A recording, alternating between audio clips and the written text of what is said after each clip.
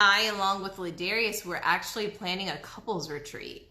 I mean, we've been planning a couples retreat for the past couple of months. We have 3 couples coming with us to Colombia, like South America, Colombia. And while we're there for a few days, we're going to talk relationships, spend time with our spouse. And this is like the pilot, meaning I'm hoping to do it next year and the following year and open it up to more couples. So you guys keep that in mind. I'll definitely let you know how it goes and take some pictures and videos of what we're up to when we go to Colombia. But I'm thinking we're going to go ahead and dive in because I have really good questions. So most of you know me already. You already know that I'm passionate about relationships. You know that I'm passionate about marriages and communication. Yes, Marcus, I want you guys to come. It's going to be good. And I'm hoping that I'll get all the kinks out, or at least a lot of them out this round so that next year we'll be ready to go. But most of you know I'm passionate about relationships. I'm passionate about communication. As a communication professor, the different things that I've learned, I realized these tools would be amazing in relationships.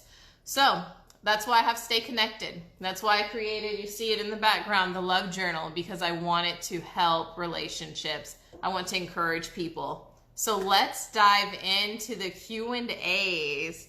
I'm going to read the question, and then I'm going to throw out some thoughts that I have to answer it. Now, the first, and if you guys have suggestions or thoughts, along with the answers, go ahead and throw them in the chat. I'd love to hear what you guys think too. We have some questions about marriage. We have some about single life. So we've got a nice mixture. All right. So the first question said, I like to avoid conflict, but this tends to have a negative impact on my emotional health. What can I do? So this individual does not like conflict, but they are realizing that it's bothering them, okay? It's bothering them emotionally.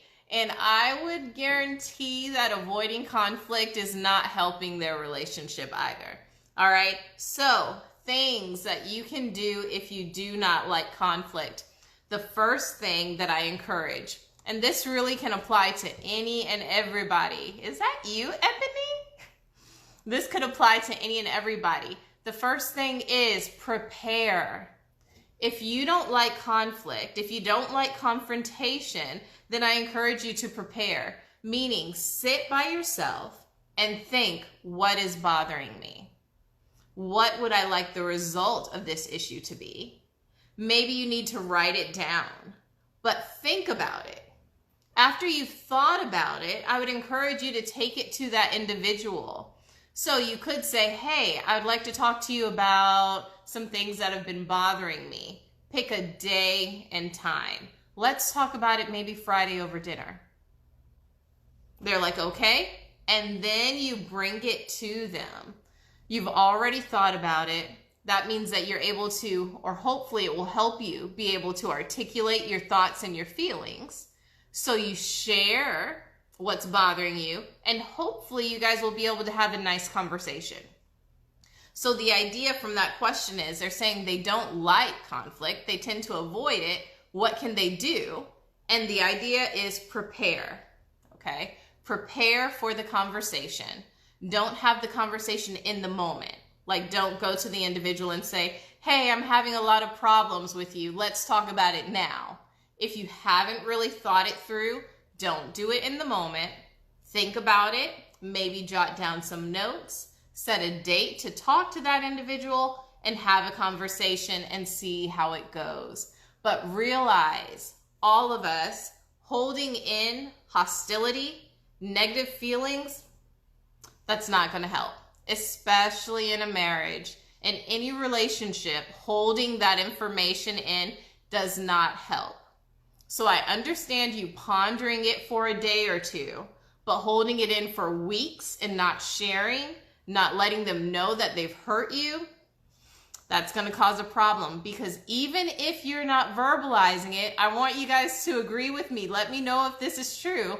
Even if you don't verbalize it, how many times do your actions, your attitude, your face, your tone of voice, it displays something's wrong.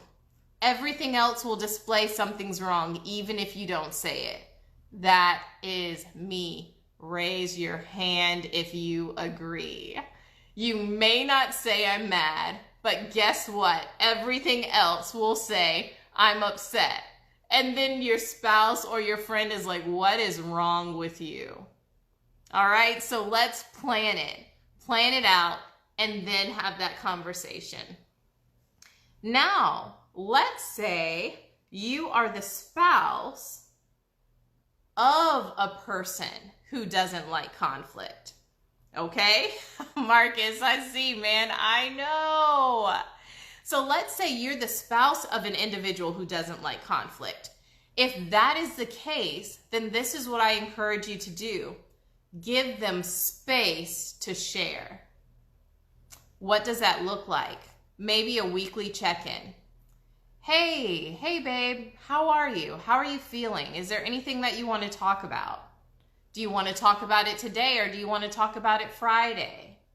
Or maybe have like a check-in. I know some couples who have check-ins like weekly, every Friday. We know that we can get together and we can talk about things that have been bothering us.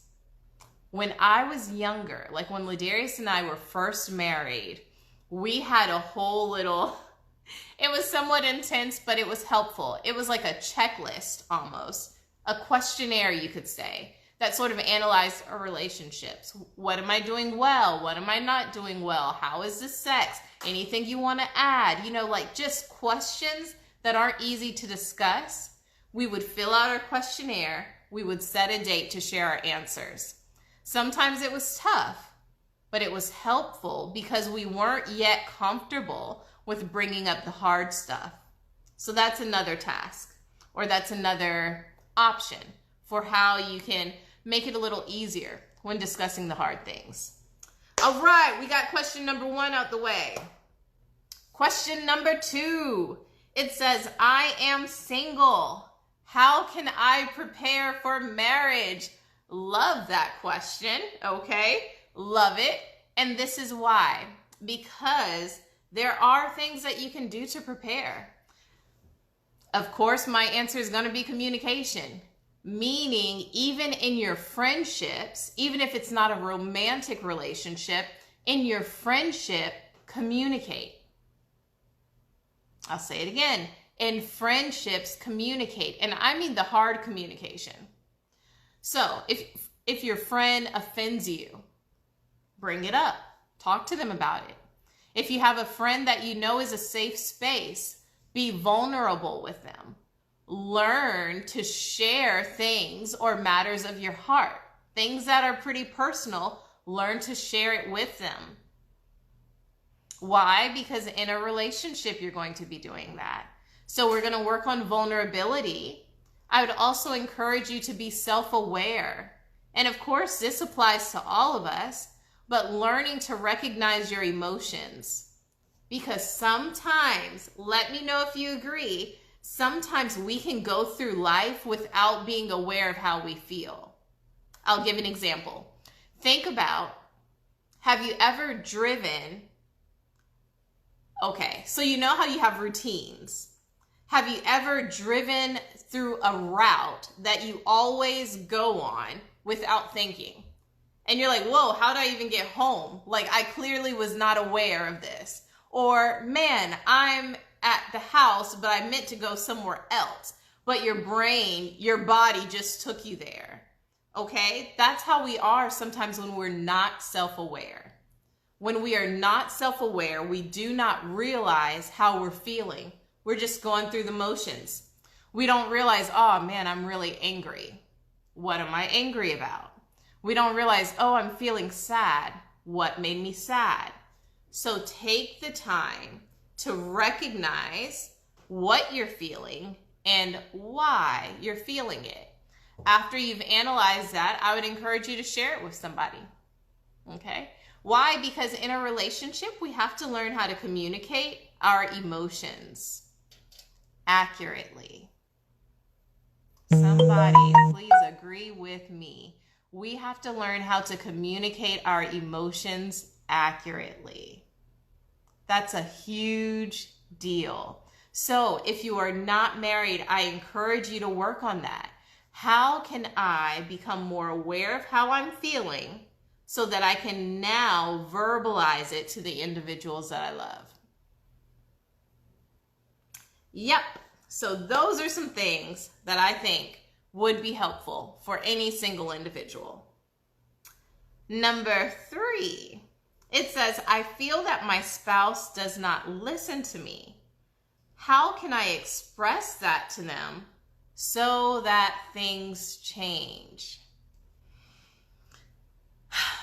First, I want to share that listening is a skill. It's a skill that we all should cultivate. Okay? So, listening is not always easy. All right? Especially in a relationship if there's conflict.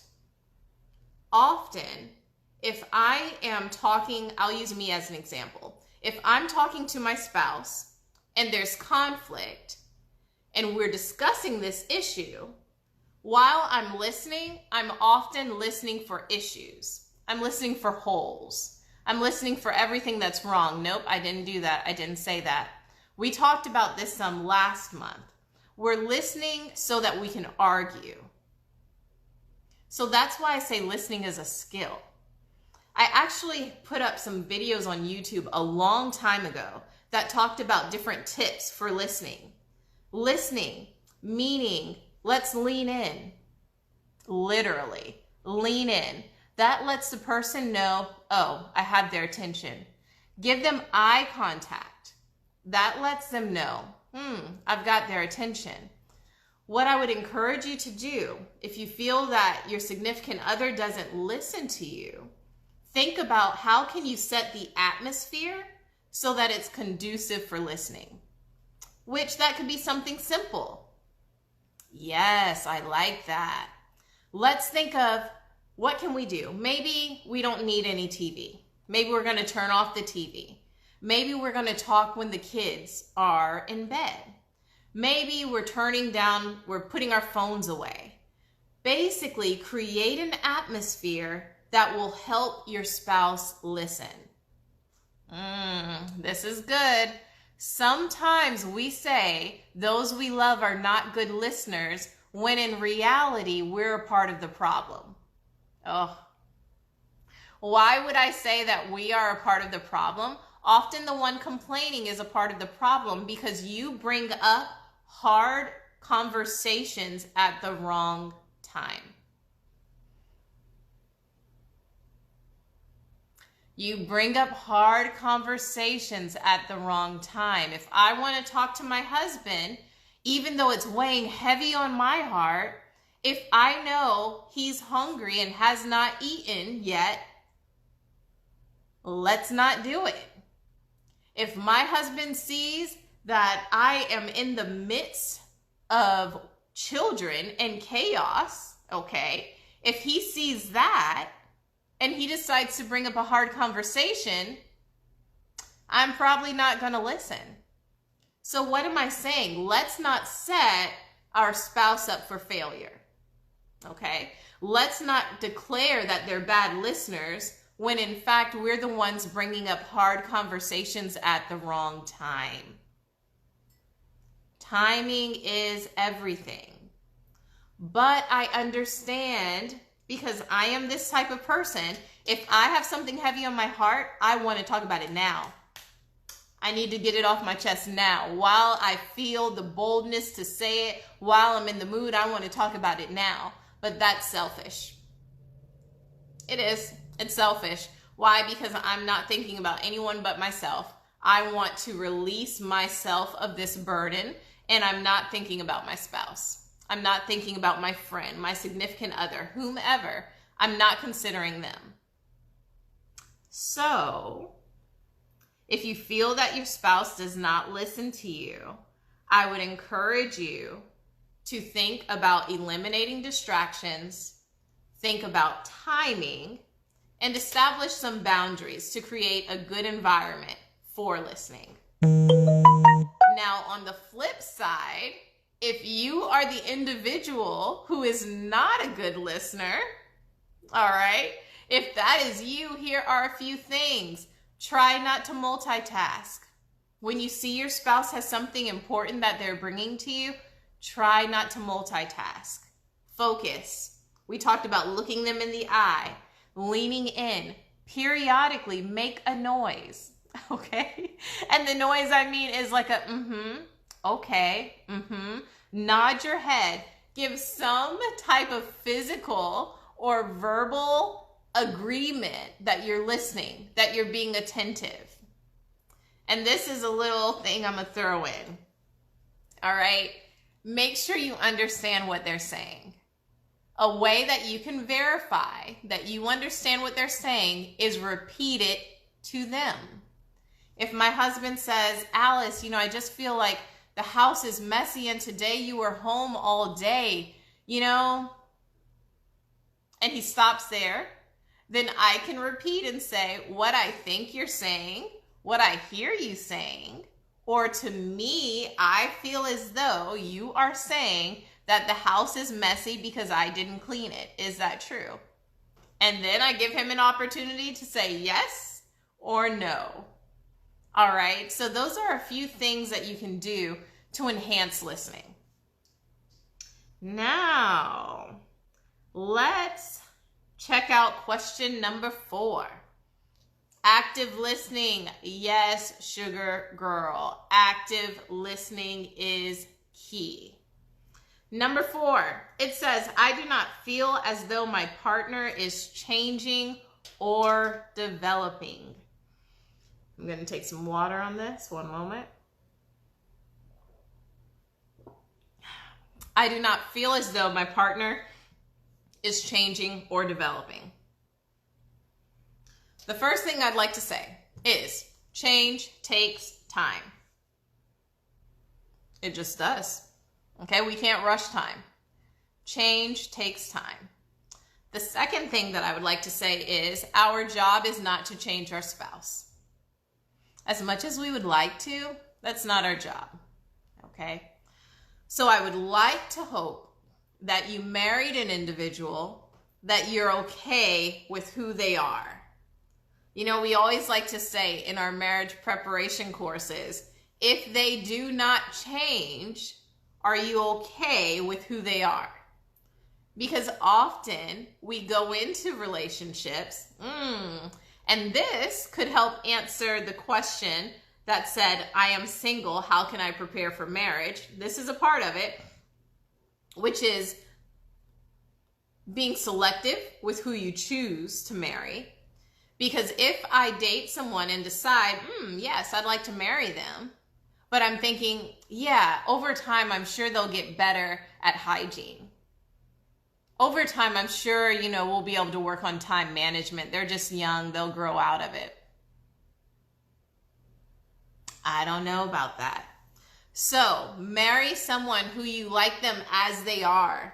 If they enhance, if they progress, that's great. That's like icing on the cake. But marry them for who they are. I hope that makes sense. You guys put some thumbs up or something like that if that makes sense. Okay? Because often they may not change. There are some core values that we all have. There are some things about our personalities, which I have a post that this sort of blew my mind. Imperfections. Imperfections are things that we won't change or we cannot change. Think about that. Either I can't change that about myself, maybe it's a physical attribute or something, or I won't change it. And I think you guys got to vibe with me on this because I've been sort of pondering this a little bit. I sort of feel that today's society, there's a lot of self-help, which I love it. And I think it sort of messed me up a little bit. All right, where basically the thing is you can do anything. You can change everything. If it's bad, you can change it. You can change, you can change, you can do it. You just got to work really, really hard. But the only thing is, if we were able to change everything that's wrong about us, we would be perfect. Am I right? I would change every flaw if I could, and then I would be perfect. But we know that there are no perfect individuals. So to hold yourself to a standard of perfection, thinking I can change, all of these things, is setting yourself up for failure. And to hold those that we love to such a standard is also setting them up for failure. And you usually go back. That is good. And often we may change, and you guys, this is not to be negative, okay? So I don't want you to think, oh, Alice said that we can't change, so you know what, I'm never gonna make the bed. You asked me to make the bed, but I'm not gonna do it. No, I'm not talking about those things. I just want us to realize that especially in relationships, we need to love our spouses as they are. And for those who are single, if you don't think you can love them as they are, I would encourage you, do not marry them. Don't do it, okay? Because sometimes those things you don't like, sometimes they are magnified after marriage. All right. Oh, thank you, Wesley. Thank you. I had to, that's something I've been processing for a while now, because sometimes I feel that I hold my husband to an unrealistic standard because I'm constantly thinking you can change that. Try harder and it can change. If he could change everything, he would be perfect. So if I'm thinking that he's going to be perfect, that is unfair. And God knows I don't want him to think that way about me. All right. So going back to the question, it says, I don't feel as though my partner is changing or developing. So that's one side. Okay. That's one side. The other side is see if you can help them. All right. See if you can help them be better. Amber, I know. I'm working on it. Yo, see if you can help them. See if you guys can grow together.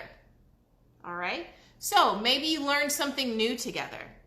Something that my husband and I have implemented, which we don't do it every week, but it has been beneficial, is we call it Level Up Wednesdays.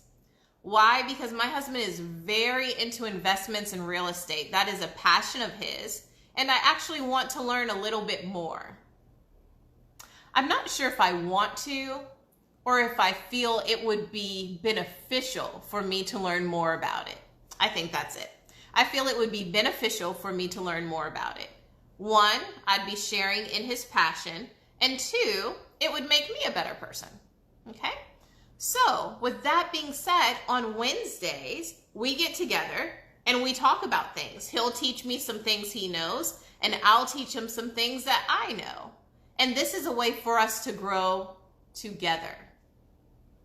Because growing and developing together is important. Why? We hear people say all the time, we grew apart. That simply means we changed and we never communicated it with each other. I became a different person and I didn't ask them to come along. Or maybe they didn't want to come along. They became a different person and I chose not to go on that path. We grew apart. And that is what we don't want. I do not want to grow apart from my husband. I don't want you to grow apart from your spouse. So with that being said, it is important to grow together. Share in something that they like. Learn something new. Have these conversations with one another. Do we have goals? What are your goals? How can we work on them together? Conversations like that are very beneficial. And if by chance, where were you 34 years ago when I needed this? It's okay. You can now share this with others. We share this information, we learn and we grow and we share it with other people. And you never know what's around the corner for you. Wink, wink. So I wish I could wink twice. Did y'all see that lazy wink? It was like one wink. I wish I could. But then, okay. I'm not going to talk to you about my weird winking habits. But either way, we want to grow together. That is important. If you are the individual who does not express interest in your spouse's growth, then I would encourage you to make efforts. All right. If you are the one and you know your spouse looks at you and sort of thinks like, why aren't you doing anything? Okay. Then I encourage you to make an effort. Sit down and talk to them about the things they're passionate about. Give them an opportunity to teach you, or both of you do something new together. These are bonding experiences. And if you're like, Alice, I don't know where to start, a plug for the Love Journal. You guys, there are activities in there that are specific about goals. What are our goals? Do we have any goals that are in common? It's specifically about how are we developing? How are we changing? And that in itself, discussing topics like that helps deepen intimacy. All right? I have to learn to play PS5. Play PS5 just a little. Maybe on the weekends, Alex. Maybe it's just on a Friday and you're like, babe, let's go. Let them teach you all the tricks and one day you might beat them. Probably not, but you can try. There's no harm in trying, but it's true. You know, think about the things that your spouse loves to do. And I'm not saying you have to share all the same interests, but try to join them. I'm talking to myself too, you guys. Try to learn a little bit, okay? This is good. This is good. All right, question number 5. That was a good question about change. That was really good. Question number 5. This one is a little bit more serious. It says, my spouse seems to be unhappy in the relationship. Basically, I'm assuming it's a what should I do? So, the first thing I would encourage is, you guys know me, conversation. Let's set up a specific time, specific day and place. So maybe, Jessica, so maybe we're going to say Friday when all the kids are asleep, 6 p.m., whatever time. They're probably not asleep that early, but let's just talk about our relationship. Because the first thing is you don't want to assume they're unhappy. Let's figure out if they are unhappy. So if you ask that question, you need to be prepared for the answer. All right. So you want to create a safe space, meaning a non-judgmental space where they can be honest with you. And you are willing to receive the answers without saying, hey, that's not true. No, but. Remember our listening skills. You're leaning in and you're listening to understand them. That's number 1. So we're going to talk about it. Number 2, I would want you to think about when was the last time that the two of you have had fun together. That seems so light and juvenile, but let's think about it. Life gets busy. We have kids, we have jobs, we have other activities and kids and jobs, okay? Life gets busy and sometimes we leave out the fun. Sometimes we haven't had fun with our spouse. And when we haven't had fun with our spouse, it's easy to think they're not the same person I used to love. Oof, that's heavy. And man, that is heavy. Okay? Sometimes we feel that way. But often we feel that they're not the same person because we're not doing some of the same things that we used to do. We used to go on dates. We used to talk about our dreams. We used to do all of these things, but now we allowed life to cause us not to do them anymore. And now we feel like, hey, this isn't the same person I married. When often the answer is yes, it is the same person you married. But we need to go back to some of the things that we used to do. So I would encourage you, implement some fun activities. Be very intentional about spending time with them in a lighter session. like in a lighter atmosphere. Okay? And then seek out resources. Seek out resources. And that simply means, I've told you guys, I want the Love Journal, Stay Connected, to be a resource. So go to my webpage, listen to podcasts, look up podcasts on relationships, maybe listen to podcasts together. That's always good.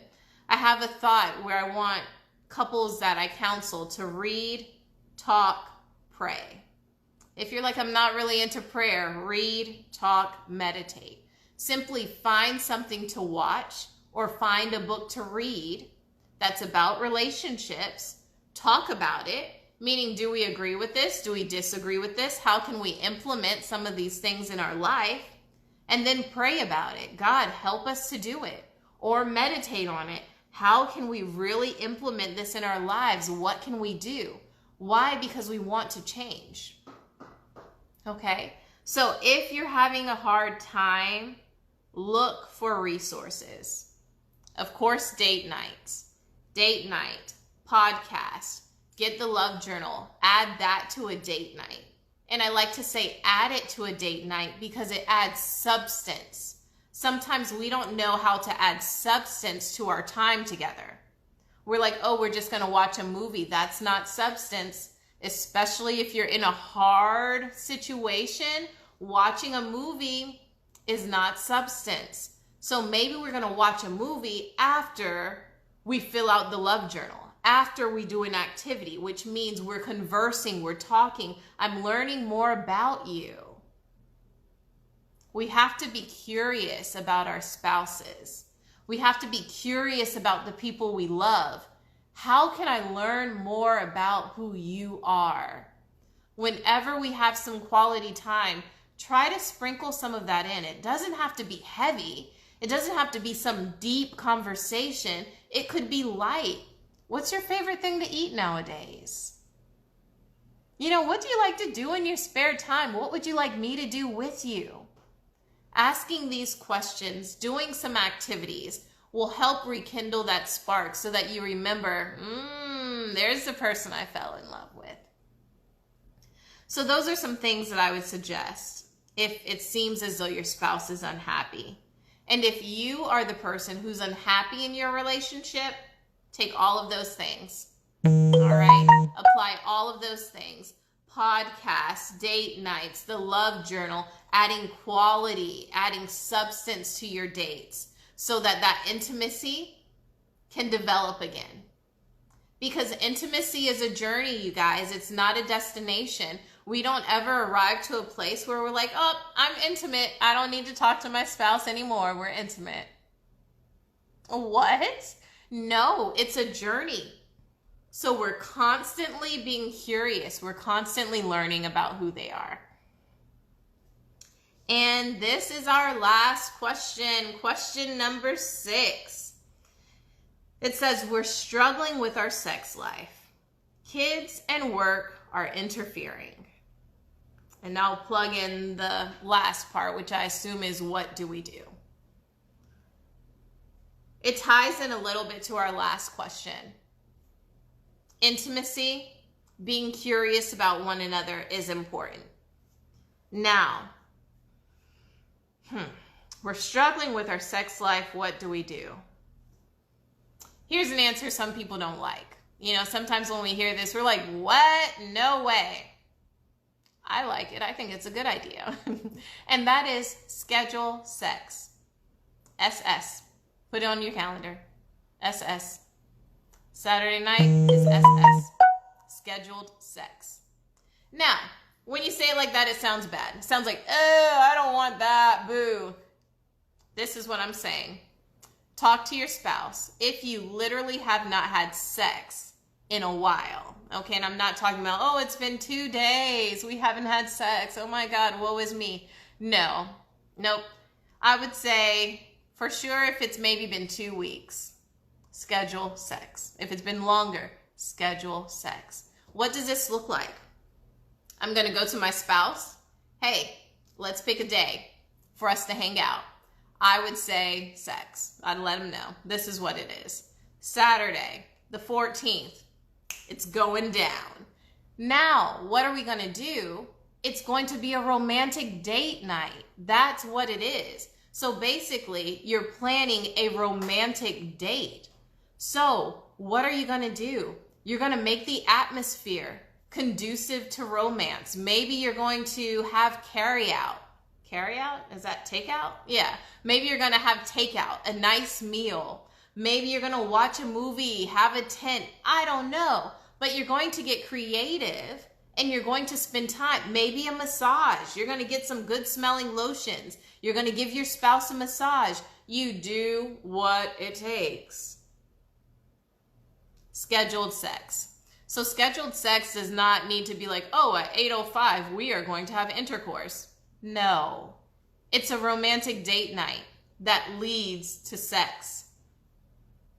Now, if you're like, Alice, I need more than that. I need specifics. How do I plan a good date night?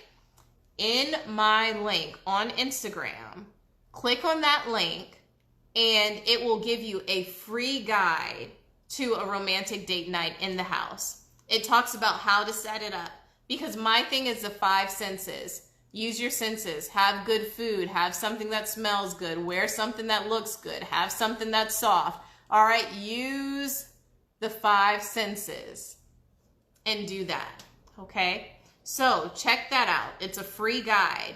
Of course, I would always suggest the love journal. It helps with intimacy. I literally have activities in there that are sexual. What do you think about when you hear this? Things like that. It makes sex not a burden. Sex should not be a burden. It shouldn't be a burden, okay? So how can we add the joy? How can we add the fun, the excitement? Playing a little word game. What do you think about when you hear this? You know, activities, something romantic, looking at that date night packet, or even, good, this is good, or even I have an intimacy virtual course on my website, alwaysstayconnected.org. This is great, okay? Literally, that could be a part of the date night. You watch 10 minutes of that a night because it's going to have discussion questions. It's going to literally have activities for you and your spouse to do. So activities meaning ask them this or plan a date for this. It's going to have homework assignments for you to do, and it's all geared to deepening intimacy. I only have 15 minutes in the schedule, so how do I include that? To you asking for a friend, you're going to have more than 15 minutes, Mr. Tony. We're going to need more than 15 minutes. I want a whole night. All right, it's starting at 7 p.m. It doesn't end until it ends. That is the date night. Asking for a friend. I got you, Robin. I got you, girl. I got you. All right. So the idea is you want to make room for that. It's something that you have to do. So my friends, that's what I want to talk about today. We went through our questions. We had 6 good questions. Thank you for participating in that. 6 good questions. So a few things for you to think about that you might be able to add is the virtual intimacy course. It's on the website called Guide to Intimacy. I don't talk about it much on Instagram. Maybe I should, but it's the Guide to Intimacy. Check that out. Check out the date night packet. I usually mention that. Date night packet, click on the link on Instagram. It should take you there. If not, DM me. I can get it to you. The love journal, always, it's a must. It's not a must, but I definitely think you'll find it beneficial. The love journal, along with creating your love journey. It's a virtual user guide for the love journal, and it's actually on sale. So Labor Day sale, I guess you could say that. It's $29.99, and that's creating your love journey. It helps you maximize the use of the love journal. So check that out. I hope these answers have been helpful. I hope you learned something. I hope you grabbed something that you can take with you and that you can implement in your relationships. because what is it? You guys are cracking me up. Tony, look what you started. Oh my God, I love this. You guys are so funny. You can purchase the Love Journal on my website. Thank you so much for asking. So you can purchase it at alwaysstayconnected.org. So on the website, you can purchase it there or through the publisher site, whichever one. Thank you, Trent. I'm so happy that you were able to join. This is always fun, you guys. I'm going to do it again. Last Sunday of September 25th, I think it is. We'll do it again. We'll see what that topic's going to be. But the Q&A has been great fun. Love you all, and let's thrive. Let's elevate. Let's level up in our marriages. Let's be intentional so that we can say we're happily married and mean it.